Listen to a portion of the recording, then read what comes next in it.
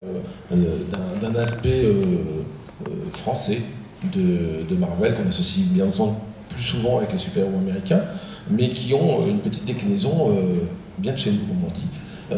On va en discuter ensemble avec les quatre énergumènes ici.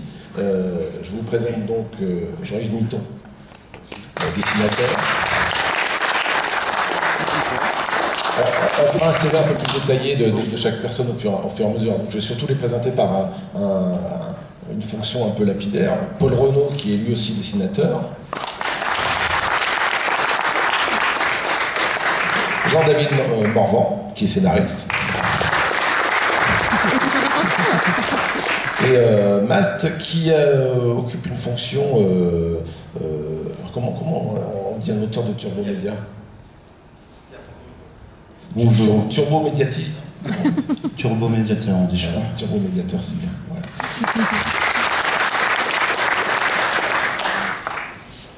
Et donc, cette table ronde est organisée en prolongement d'une expo que vous avez peut-être vous, que vous allez voir après coup, qui célèbre les 20 ans en France de Panini Comics, et qui aborde la French Touch de Marvel, donc cette expo que vous pouvez retrouver au théâtre d'Angoulême, donc un peu plus haut. Et qui célèbre finalement, en gros, par extension, une histoire d'amour, une histoire de passion, alors des fois un peu compliquée, qui dure depuis une cinquantaine d'années. Et si je peux te demander peut-être de passer à l'image suivante. Ah oui, pardon, j'ai pas besoin de micro pour ça. Mais tu peux aussi. J'espère que je serai payé. Voilà, donc je pense que certains parmi vous connaissent la revue Strange, qui a été un peu la colonne vertébrale pendant quelques décennies, la présence Marvel en France. Et je vais peut-être juste faire une petite intro, après comme ça on va se lancer dans le sujet. Mais donc Marvel, qui est, pour ceux qui ne le sauraient pas, l'éditeur américain derrière Spider-Man et les Avengers, qui est arrivé en France il y a même un peu plus d'une cinquantaine d'années, qui est arrivé via des histoires de western publiées dans les années 50, mais passées complètement inaperçues, et qui, dans la fin des années 60, est arrivé par petites vagues, et qui a trouvé des éditeurs en France qui étaient d'abord Lug et Artima. Artima est un éditeur nordiste, et quand vous voulez éditer des revues américaines en France, se pose une problématique, c'est-à-dire qu'à cette époque, il faut jongler avec une forme de censure, pour dire, c'est pas tout à fait une censure, c'est une pression morale, donc pour dire vite on va dire censure, et cette censure, cette adaptation culturelle, elle passe par des ateliers qui à l'époque doivent changer les yeux de Spider-Man, qui sont jugés trop anguleux, la chose, les fantastiques, tout ça, sont supposés traumatiser les enfants. Et donc je vais peut-être attaquer par, enfin je dis peut-être non, je vais attaquer par toi, Jean-Yves, puisque Lug, c'est aussi un atelier, et tu faisais partie de cet atelier à l'époque qui retouchait les pages de Marvel. Je suis rentré à Lug en 1961. Et au retour de mon service militaire en 65, j'ai commencé à découvrir à l'atelier les premières importations Marvel. Ça s'est concrétisé en 66-67 avec la création de Fantax, Marvel, ensuite il y a eu Strange, etc. Comme Xavier le disait, j'étais encore à l'époque en plein dans le western avec Blake le Rock. Je ne sais pas si certains d'entre vous se souviennent de Blake le Rock. Et donc c'était là c'était de l'importation italienne sur laquelle je m'étais attelé, on m'avait confié quelques épisodes, pas mal d'épisodes. Et quand on a vu arriver à l'atelier les dessins de Buscema, Ditko, je ne me rappelle plus les anciens noms, John Romita Senior, que j'ai rencontré après à New York, et ça a été fascinant. Là franchement on est tombé sur les fesses quand on a vu des dessins, surtout le Buscema qui m'avait beaucoup inspiré. Et on reparlera bien sûr de la censure, qui était quand même, comment dire, c'était injuste, c'était terrible parce qu'il fallait revoir des planches entières. Beaucoup de planches n'ont pas été publiées. Aujourd'hui, ça paraîtrait risible, les raisons de cette censure, mais imaginez par exemple qu'il fallait éviter la couleur verte, alors qu'on dit la peur bleue, mais il fallait éviter la couleur verte, il fallait enlever les écailles sur la peau des extraterrestres, il a fallu mettre un slip au surfeur d'argent, etc., etc. Il fallait revoir, après traduction, les dialogues, qui étaient assez violents. Les dessins étaient quand même assez violents, ils le sont restés. Et là, c'est toute une aventure, la censure, qui en même temps nous donnait du travail. Ça peut paraître paradoxal, mais la censure faisait travailler 5, 6, 7 personnes à l'atelier. J'ai une petite question d'ordre technique. Donc, l'éditeur chez qui tu travaillais, donc l'éditeur lyonnais Lug, publiait, donc, comme tu viens de le dire, à la fois des BD aussi italiennes, fumetti. Est-ce qu'il y avait plus de censure ou de retouches dans les bandes italiennes ou américaines? Il y en avait autant. Par exemple, dans les histoires qui arrivaient d'Italie, en particulier Tex Willer, Zambla, Black le Rock, etc., Mickey le Ranger, il fallait cacher tout ce qui était cadavre. Il était interdit de tuer les animaux. Difficile quand Black se bat contre un grizzly. Bon, il fallait que les Indiens soient amis. Tout ça, bon, c'était très bien, c'était très gentil. Aujourd'hui, ça nous paraît un peu passé. Mais à l'époque, le comité de censure qui arrivait de Paris, qui était tenu d'ailleurs par de gros éditeurs, en particulier Del Duca, des gens qui étaient dans le système. Il y avait à la fois les catholiques et puis le Parti communiste qui faisait partie du comité de censure. Mais nous, ils ne nous ont pas fait de cadeau. Et je pense, surtout dans des moments comme ça, à Schott, les éditions Mouchot, qui à l'époque faisaient paraître Big Bill le Casseur et d'autres personnages aussi inspirés par l'Italie. Voilà, son petit-fils d'ailleurs est présent ici, Tanguy Mouchot. Voilà cet homme qui était pourtant un dur, ancien résistant, chef du maquis, a fini par se suicider. Parce que les catholiques de Lyon, Monseigneur Gerlier, ne pouvaient pas admettre que de telles éditions soient publiées, soient faites à Lyon. Voilà quelqu'un qui a très très mal fini. Les éditions Lux s'en sont mieux sorties, ainsi que Imperia, qui n'était pas très loin dans le même quartier. Et ils s'en sont sortis, pourquoi? Parce que ces éditeurs, comme les auteurs, sont passés sous le joug. On a baissé la tête, on a retouché. Je crois que par la suite, les Marvel ont été republiés tels quels, traduits bien sûr. En ce moment d'ailleurs chez Panini. Chez Panini, dans leur intégralité et dans leur intégrité surtout. Donc c'était à la fois une période rose, c'était le plein emploi pour les auteurs français, mais en même temps il fallait passer sous les fourches claudines de la censure. Pour donner une petite idée, par exemple, il y a un extraterrestre qui s'appelle Warlock, donc, qui est dans des bandes dessinées de Marvel, et cet extraterrestre est très, très anguleux, donc il a des yeux triangulaires, et la censure de l'époque, au début des années 80, faisait qu'il fallait redessiner les yeux en rond. Parce que fatalement, un triangle c'était sans doute plus aujourd'hui, ça fait sourire. Par exemple, il fallait enlever toutes les onomatopées. Et Dieu sait s'il y en a dans les dessins Marvel. Bam, crac, etc., etc.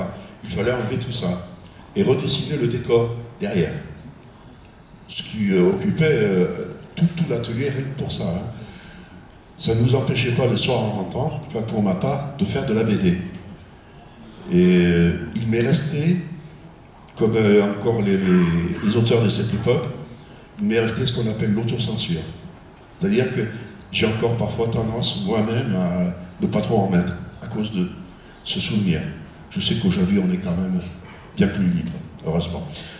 Chronologiquement, je subodore que parmi nos trois autres amis, à l'époque vous êtes plutôt dans le camp des lecteurs de ces premières BD Marvel. Peut-être que si vous pouviez un petit peu nous expliquer quel est votre vécu par rapport à ça en tant que lecteur, consommateur de ces BD.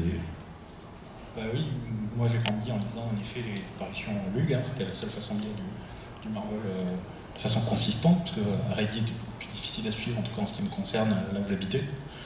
Et d'ailleurs, j'en profite pour dire quand même, je suis très honoré d'être à côté de Jean-Yves Milton, dont je lisais les aventures de Micros et Epsilon. Je suis aussi honoré d'être à côté des deux autres. Non, pas du tout. Et bah oui, donc bien sûr, les post-tranches, c'est toute mon enfance, hein, lire les aventures des super-héros.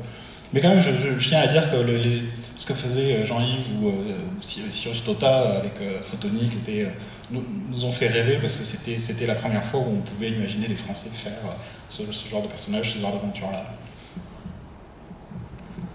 Moi, je suis arrivé avec la période, à mon avis, 79-80, donc c'était déjà Frank Miller et puis les X-Men de Byrne et Claremont, donc moi ça m'a fasciné tout de suite, mais justement je me souviens d'épisodes de Daredevil de Miller qui faisait 11 pages, quelque chose comme ça, où quand elle arrivait dans le cinéma pour tuer quelqu'un avec son saï dans le dos, en fait, on savait pas tellement comment, oui, Electra, pardon, on savait pas comment le gars était mort, c'était assez marrant. Et je me souviens aussi justement parler de Busma, de certains épisodes de Conan où normalement une fille tombe en s'empalant sur une épée et là elle mourait parce qu'elle était triste ou un truc comme ça. C'était assez surprenant. Après ça fait peur, on se dit que si on est trop triste on va mourir, donc il faut faire attention.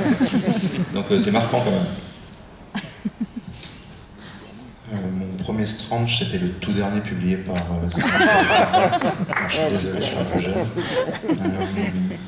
Et du coup, oui, j'ai lu, après j'ai récupéré des vieux Strange. Et la seule fois où j'ai eu une impression de censure, c'était sur les épisodes de Born Again par Miller et Mazzucchelli. Ça se voyait clairement qu'il y avait eu...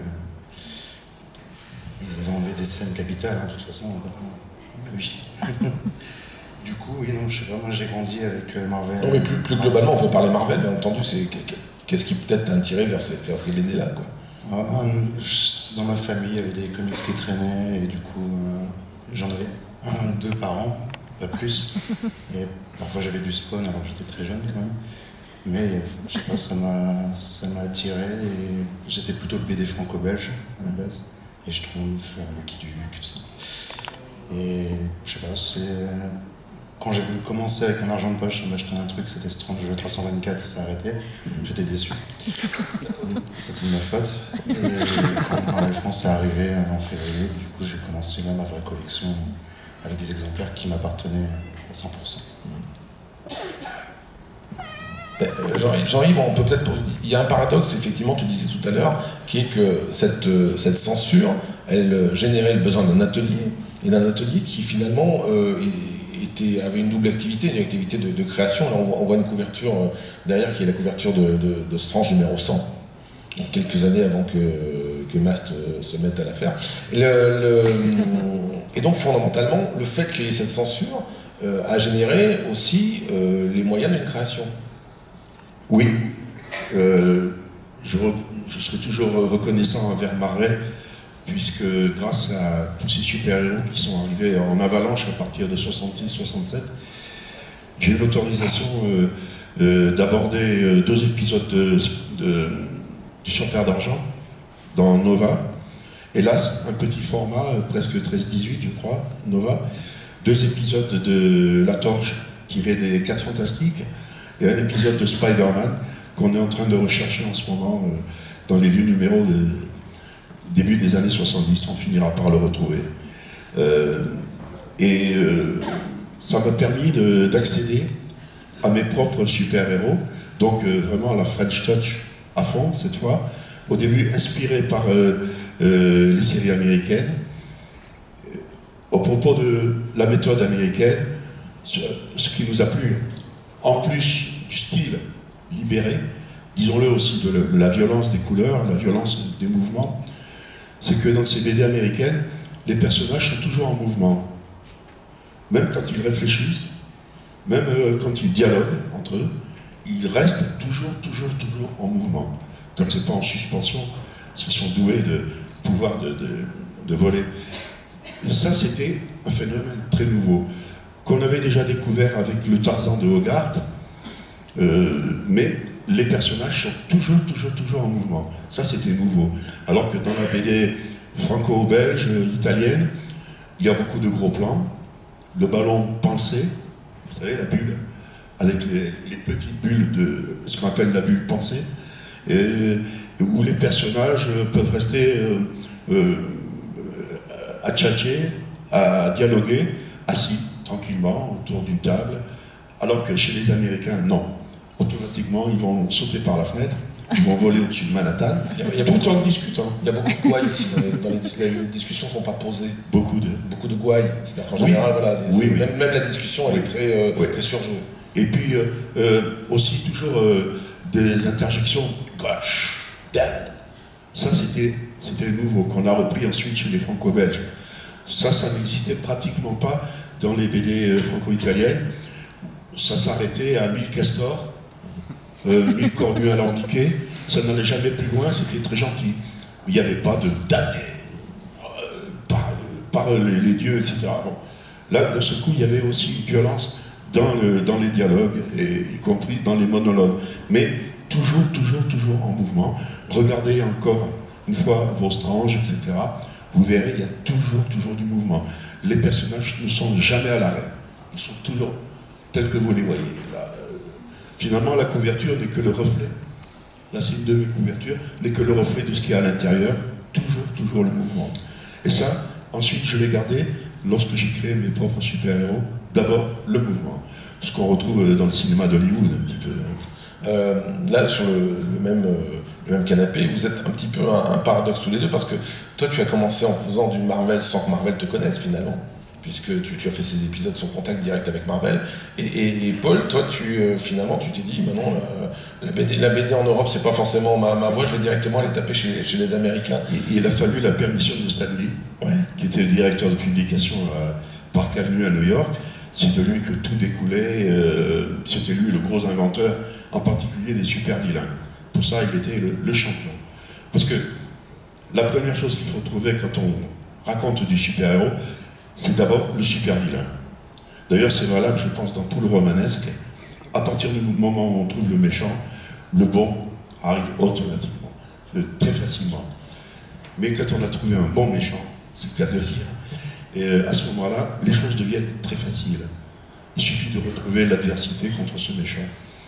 Et moi, ça, ensuite, je l'ai adapté dans toutes mes BD, y compris dans les BD beaucoup plus calmes, BD historiques, ce qu'on appelle entre nous le franco-belge. Mais il a fallu l'autorisation de Stan Lee, parce qu'à côté de nos BD, je pense aussi à Sirotota, qui faisait Photonique, moi c'était Micros, il y avait des séries américaines qui paraissaient dans les mêmes revues. Il fallait donc l'accord de la Marvel. Et je me rappelle encore le télétype, il n'y avait pas encore d'ordinateur à l'époque, il n'y avait pas les mails. Le télétype est arrivé aux éditions Lu, et il y avait marqué mi-temps, ok. Ça m'a libéré, je suis rentré à la maison, on a fêté ça certainement avec ma femme, et ça m'a permis d'aborder mes premiers super-héros. Ça a duré des centaines et des centaines d'épisodes. Donc Paul, quel super-vilain t'as chassé jusqu'aux États-Unis pour faire des comics? Voilà, il fallait trouver d'abord le méchant. Voilà, c'est ça. Le secret du super-héros, c'est d'abord le super-vilain. Ok, Paul. Le méchant qui m'a donné envie. Non, je plaisantais, mais en fait, je reviens à cette idée quand même que toi, tu as fait ta carrière sans passer pratiquement par la case européenne. Bah, c'est-à-dire que à l'époque, Jean-Yves et Siro faisaient des super-héros à la française, et puis depuis, on a vu Moebius qui a fait un Silver Surfer quand même, ça avait été une sacrée affaire. Donc pour ma génération, c'est devenu de plus en plus possible. Avant moi, il y a eu Olivier Coipel, qui a commencé chez Marvel, enfin d'abord chez DC, puis il est passé chez Marvel, qui a fait une belle carrière. Jean David qui avait fait en collaboration avec Marvel, donc à Wolverine. Donc c'est vrai que l'idée de travailler directement avec Marvel est devenue de plus en plus évidente, avec Internet aussi, ce genre de choses. Et, en ce qui me concerne, c'est eux qui sont venus me trouver en voyant mon travail en ligne, tout simplement, et qui m'ont proposé de travailler pour eux, ainsi que d'autres éditeurs. C'était quelque chose auquel tu avais pensé avant, tu t'es dit un jour... Non, je pense que je fais partie de la première génération à l'avoir fait, on va dire, naturellement. Mais avant ça, c'est vrai qu'on avait quand même l'idée préconçue qu'il fallait aller voir des éditeurs en vrai, leur parler, présenter ses travaux à Angoulême, enfin ce genre de choses. Donc honnêtement, je n'aurais jamais pu penser que ça serait aussi facile. Je pensais pas que ça serait. Je pensais que c'était inaccessible et que déjà il y avait. Enfin, on sait qu'il y a tellement de monde intéressé par cet univers-là, et c'était déjà avant les films, mais pourtant déjà tellement de dessinateurs rêvaient de bosser pour ces personnages-là, que ça semblait inaccessible. Mais en fin de compte, étant donné que c'était mes influences, mes lectures, ma passion, je me suis pas retourné une seule fois depuis. Je suis très heureux de travailler là. C'est un petit peu ta seconde langue. Ouais. On va pouvoir peut-être même la première en termes de BD. Jean-David, alors je vais te demander une double action, peut-être à la fois de changer d'image et de répondre à une question. Toi, tu as encore un autre cas de figure, puisque tu es passé par un projet qui t'a permis de travailler sur Wolverine, un personnage un petit peu connu de Marvel, mais dans un projet créatif géré en Europe. Ouais, alors comment ça s'est passé ? Avant toute chose, je propose, j'ai deux petites choses à dire. Premièrement, on parlait tout à l'heure, enfin tu parlais des injures des super-héros, et moi je me souviens quand même très bien que Spider-Man disait 1000 noix de coco. Ça, je m'en souviens très bien. Donc c'est tout. Et l'autre chose, c'est que quand tu veux que je change de photo, on pourrait peut-être trouver un petit code. Ouais, quand tu pourrais tourner sur toi-même. Militaire. Un truc comme ça. Peut-être si tu tournes sur toi-même en chantant, et puis comme ça, moi je sais que ça veut dire. Je suis pas sûr que les gens soient d'accord pour que je chante. Et sinon, oui, alors pour Wolverine, oui, en fait c'est Sébastien Dalin qui est là dans la salle, et je pense avec Louis-Antoine Dujardin, qui est éditeur aussi à l'époque, nous ont contacté avec Philippe Bûcher, avec qui on fait Sillage, en fait, pour nous demander si on voudrait faire partie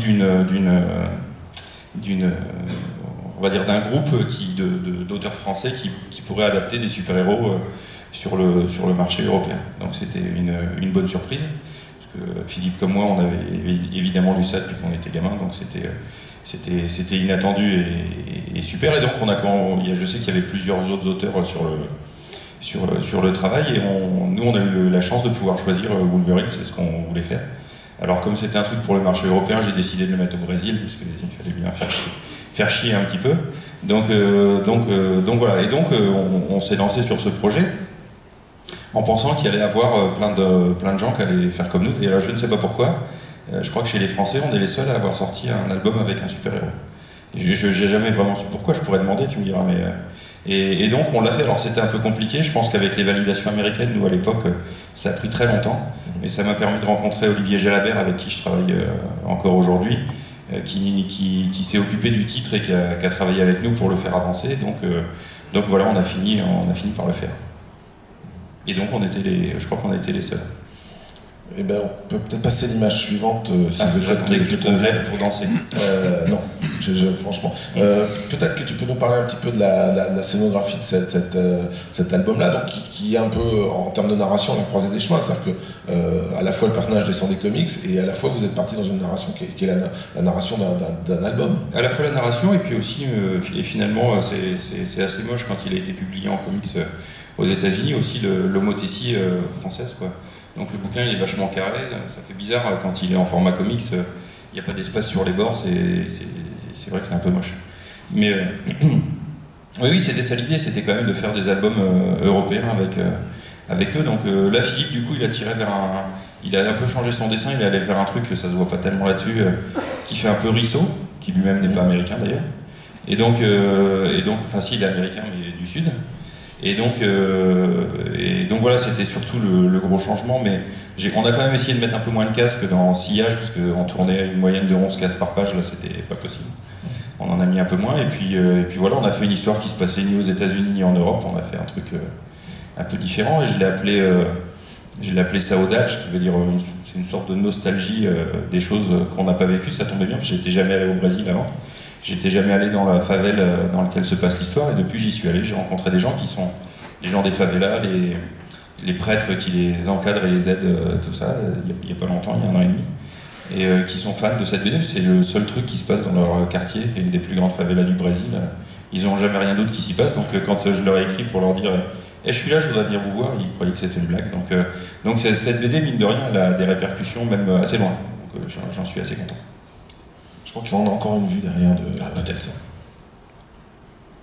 Ouais, ça c'est des pages. Typiquement, il y a aussi peut-être des accents de Geoff Darrow dans les scènes d'action. Ouais, c'est Philippe qui avait choisi son truc. Alors je me souviens quand on l'a sorti, juste avant qu'on le sorte, c'était Angoulême d'ailleurs, dans un café pas loin de la mairie.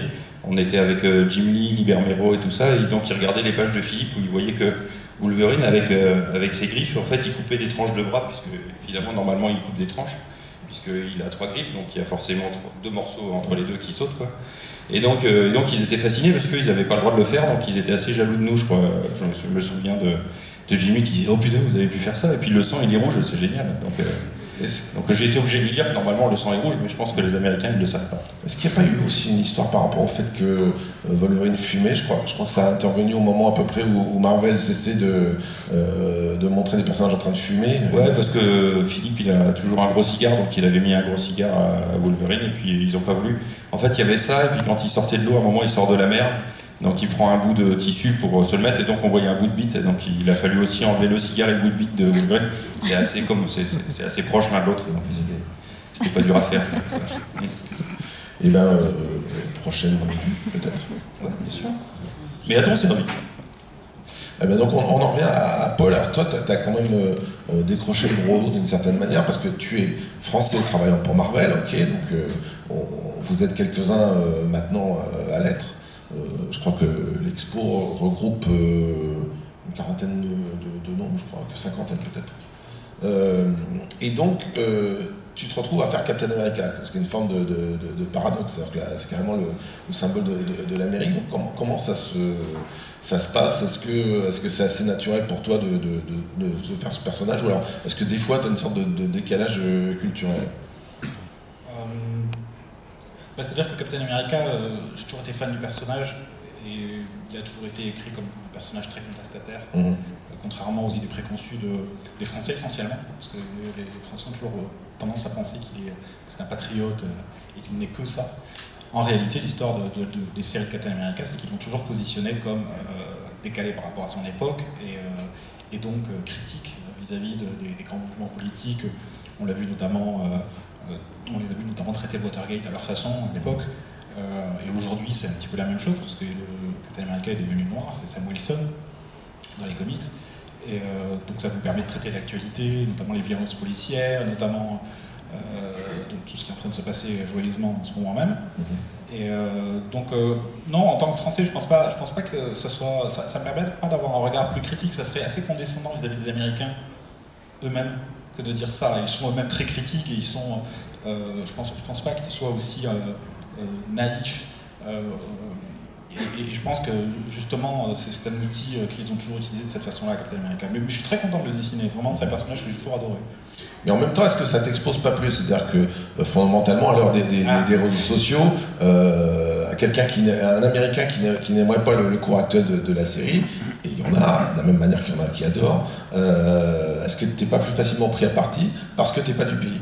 Si, oui, j'ai reçu toutes sortes de messages sympathiques, comme quoi j'avais aucun droit d'avoir une opinion, de me positionner sur de tels personnages, parce que j'étais pas vraiment américain. Mais cela dit, ils disent ça aussi les scénaristes, ils étaient persuadés, raison qui m'échappe, qu'il est anglais alors qu'il ne l'est pas. Donc, bon, enfin, tu sais, quand on est con, après, ça n'a pas de nationalité. Hein. Et bien donc sur ta manière de dessiner le personnage, comment ça se passe? Par exemple, l'image qu'on voit derrière, le costume est quand même assez raccord avec celui du film. Est-ce que c'est un choix de ta part? Est-ce que c'est une donnée de Marvel? Alors, déjà, Joe Quesada avait redesigné le costume à l'époque de Marvel Now, quand ils avaient lancé l'opération, et en effet, ils avaient rapproché un peu tous les costumes de ceux du cinéma, donc insensiblement. Je pense que c'est naturel. Enfin, le cinéma nous a offert la possibilité de les voir en vrai pour la première fois, et c'est difficile de revenir à des collants après ça, quoi. Donc du coup, on s'est tous, sans qu'il y ait de demande réelle de Marvel d'ailleurs, hein, on s'est tous mis à dessiner l'armure d'Iron Man de façon plus réaliste, on s'est mis plus à dessiner des casques à la place des cagoules, c'est devenu plus un arrachement militaire, des matériaux composites, ce genre de choses. Donc comme tu dis, oui, le costume il a été modernisé sensiblement, même si on a, je pense, tous les dessinateurs ont un attachement vis-à-vis de la première apparition de ces héros-là, mais on essaie quand même de garder, sans les dénaturer, de les moderniser. Est-ce que Captain America, c'est un personnage qui parle particulièrement à nos 3 autres amis? Est-ce que c'est un personnage avec lequel vous avez un vécu ou pas? Ouais, moi je l'aime bien, mais voilà. Merci.